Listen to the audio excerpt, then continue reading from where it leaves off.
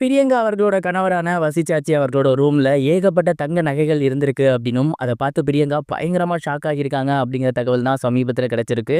அது என்ன அப்படிங்கிற கம்ப்ளீட் டீட்டெயில தான் அலசி ஆராய போறோம்.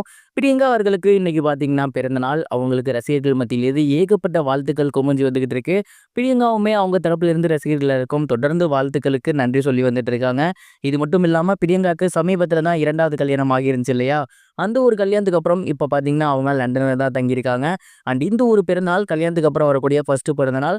அதனால இது மிகப்பெரிய அளவுல சூப்பரா இருக்கணும் அப்படின்னு வசி அவர்கள் ரொம்பவே சூப்பரா பிளான் பண்ணி மிகப்பெரிய அளவுல அவங்களோட பிறந்தநாளை கொண்டாட ரெடியாகி இருக்காரு.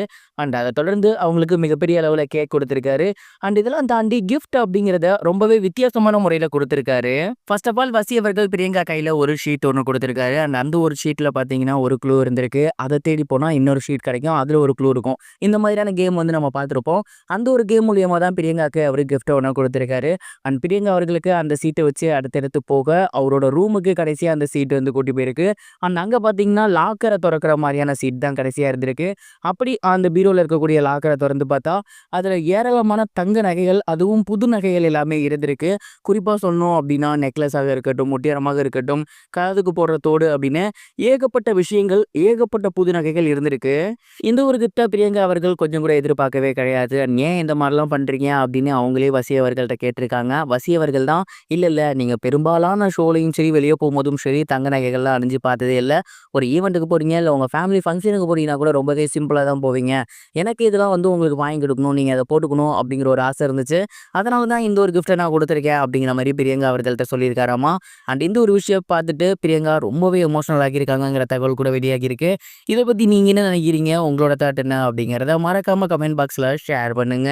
இது ஒரு புறம் இருக்க, சுதா கொங்கரா அவர்களோட அடுத்த படத்துல சிம்பு கதாநாயகனா நடிக்க போறாரு அப்படிங்கிற தகவல் வெளியாகி சோசியல் மீடியால பயங்கர வைரலா போய்கிட்டு இருக்கு. சுதா கொங்கரா அவர்கள் இப்ப பாத்தீங்கன்னா சிவகார்த்திகேயன் அவர்களை வச்சு பராசக்தி அப்படிங்கிற படம் எடுத்து வந்துட்டு இருக்காங்க. இந்த படத்தோட ஷூட்டிங் அடுத்த வருஷம் முடியும் அப்படிங்கிற மாதிரியான டாக்ஸ் வந்து போய்கிட்டு இருக்கு.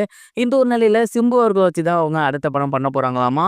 ஒரு நாவல கதையா வச்சுதான் இந்த ஒரு படம் இருக்க போகுது.